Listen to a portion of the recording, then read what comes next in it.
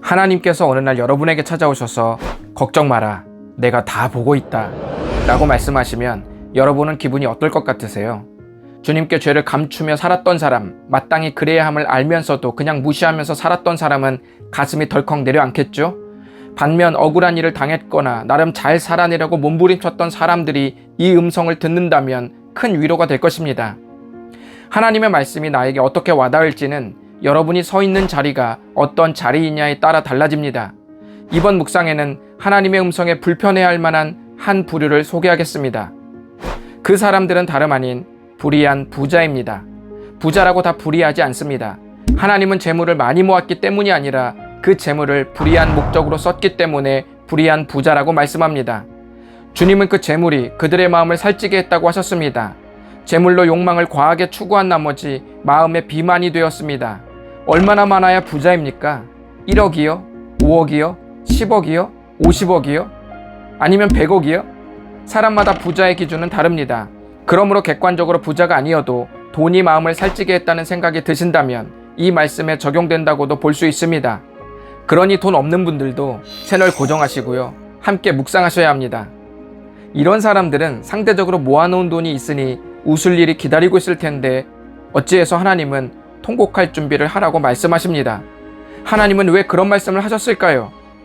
그들은 법망을 피해서 고용한 사람들의 인건비를 교묘하게 빼돌렸고 무분별한 술문화와 음란한 생각을 가지고 사치와 방종을 일삼았으며 사법 시스템을 적절하게 이용해서 한 사람의 인생을 완전히 무너뜨렸습니다. 이런 자들이 대외적으로는 화려하고 탄탄하게 인생을 꾸려왔는지는 모르지만 하나님께서 보시기에 이들의 재물은 썩었고 옷은 벌레 먹고 금과 은은 녹이 슬었다고 말씀합니다. 이는 마치 예수님께서 너희 보물을 하늘에 쌓아두라고 말씀하신 산상수훈의 가르침과도 잘 어울립니다. 거기에서 예수님은 마음이 가는 곳에 보물이 있는 게 아니라 보물이 있는 곳에 마음이 있다고 말씀하셨습니다. 종종 사람들은 주님 없는 쪽에 돈을 펑펑 쓰고도 사실은 마음속에 주님을 생각하고 있었다고 말합니다. 아니요, 주님은 쌓아두고 생각하고 투자하는 그곳에 마음이 있다고 말씀하셨습니다. 불의한 부자는 땅에 잔뜩 쌓아두고 마음은 하늘에 있다고 생각하면서 미래를 보장받았다고 웃었습니다.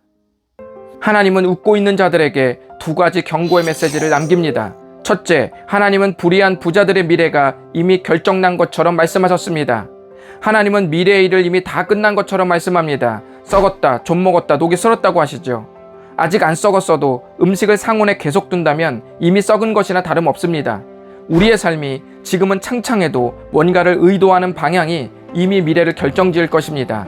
돈을 버니까 교만해졌다든지, 돈을 번 후에 그 격에 맞는 의무를 저버린다든지, 돈의 쓰임새가 나와 우리 가족만을 향하고 있다든지 하는 모든 삶들은 방향을 가리키죠. 야고보서의 말씀은 방향이 잘못된 채로 바꿀 마음이 없다면 이미 그 사람의 목적지는 결정되었다고 보는 겁니다. 돈이 삶의 질을 결정하는 것이 아니라 삶에서 추구하는 것이 삶의 질을 결정합니다. 하나님께서 말씀하신 두 번째 경고는 이들의 삶이 한쪽 눈으로 원근감을 상실한 채 살아가는 삶임을 지적하셨습니다. 우리가 예수님을 믿을 때 반드시 하나님의 시선이라는 새로운 시야를 갖게 됩니다. 하나님께서 불의한 부자들이 그리는 인생을 정반대로 평가하신 이유는 보이는 세상에 살면서 보이지 않는 하나님의 시선을 느끼지 못했기 때문입니다. 묵상을 마무리하면서 한 가지 빼놓은 사실이 있습니다. 묵상 본문을 보시면 하나님께서 스쳐 지나가듯이 또 다른 부류를 말씀하셨습니다. 너희는 의인을 정죄하고 죽였으나 그는 너희에게 대항하지 아니하였느니라. 눈치채셨나요? 또 다른 부류는 온갖 불의를 경험하고 대항하지 않은 의인들입니다. 대항하지 않았다는 말은 무능력하게 가만히 있었다는 말이 아니라 복수하지 않았다는 말입니다.